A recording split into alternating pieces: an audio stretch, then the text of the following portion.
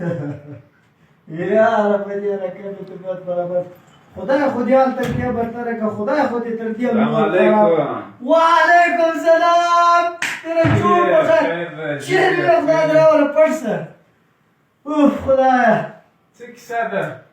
یاره دې ما ځوان خدای ته کړی وه کبر کړی به و سخته مې طبیعت برابر ده سخت مې زړه جوړ ده که د شکر خدای دې خیر څه سوي دي بچې چې بیا زړه ښه ده خیر میر یې پرېږده یاره په دې رقم مې دا ینه پرې یخه شوه په دې رقم مې ینه پرې یخه شوه د جانداري دي دا اکشنونه دي د موټرې دي د دبدبې او ټوپاسه بچه په دې رقم خوله لګېدلې پول ور بیا په قرآن کې راپورته شو د چا بیا یاره نه پوهېږم چې څه وکړم یا الله ته تر دې در بدره کړي انشاءالله په دغه راتلونکو شپو کې دا نور هم دغه در بدره کړي نورک ډوپه شوی ده کاروبار سیستم 200 لکه روپۍ ډوپه شوی 200 لکه روپۍ یا الله په دې رقم یې طبیعت پرې برابر ده سخت پرې خوشحاله یم دلته یو بل هم د دغسې خدای ته خو مې سوال دغه کړی چې له دې مال هم خلاص شي له دې درایم خلاص شي او خدای دا دې په دې ټک ټک کښېنوي یاره سم نه یې ولې دغه سوالونه ټوله ورځ کوي چې د پلانکي د خدای در بدر کړي پلانکي د کاروبار خدای خراب کړي خو دغه سوالونه وکړي چې خدای د یو هم کار جوړ کړي خدای د ما هم کار جوړ کړي اوس هغه بېچارهګۍ ډوپه شوی دی تا زړه ښه ده زما ورورې زما د سر دښمن د تربلوي مې ده ورسره یاره خدای دې ماته هم نه راکړي خدای دی تباه کړي خدای دې دی در بدره کړي زه هم نه غواړم یاره له خدایه مې دغسې غوښتی و سخت مې نن طبیعت برابر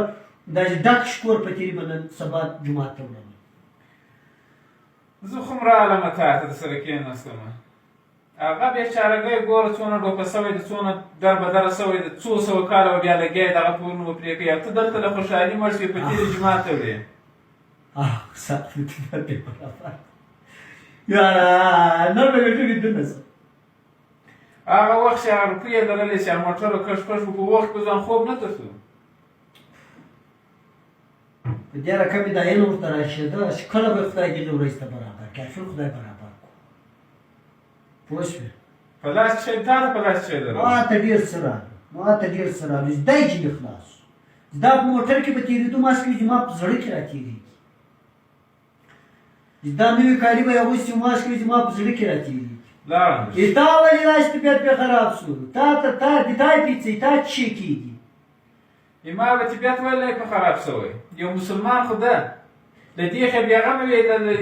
دله د خو بېغمه و اوس ورشه دغه ما خبرې ورې ورله ښه خبرې نه وروړم پته تا دغه شیطانات عادت ته اوس به ورې ورته ناستې دغسې ویل ما ټوکې کولې